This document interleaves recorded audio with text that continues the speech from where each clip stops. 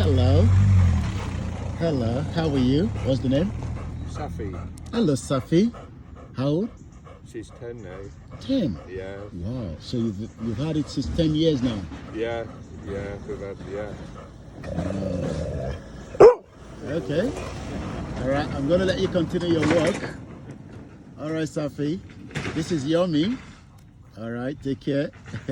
All right. Take care. Yeah, and All right. Bye. Wá òun lè rí yẹn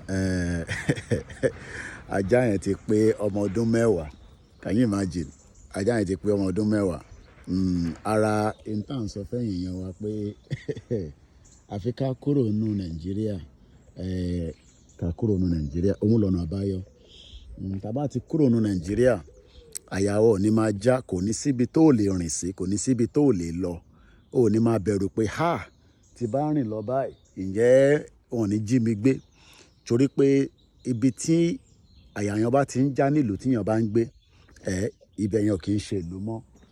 Nàìjíríà kò ń ṣe ìlú torí pé gbogbo ibi tá a bá rìn sí kódà ní Lagos State àyà wa ń já ká má ìtẹ̀ tí wàá sọ ní Kogi, Kwara, Ọ̀ṣun, Ondo, Èkìtì, Ọ̀yọ́. So ẹ̀yin ọmọ Yorùbá ẹ jẹ́ ká túbọ̀ gbìyànjú ká sọ fáwọn olóṣèlú pé ọ̀rọ̀ Nàìjíríà kọ́ la fẹ́ mọ́ nísìn a fẹ́ gba country a fẹ́ dá dúró gẹ́gẹ́ bí orílẹ̀-èdè independent country. Èmi ni Ọláyọmí Kóìkì gẹ́gẹ́ bí ìṣe wa bringing the world closer to your doorstep. Ìjàngbara ń ṣe a fẹ́ gba ìlú tipátipá àmọ́ a fẹ́ gbà ní wọ́ọ́rọ́wọ́.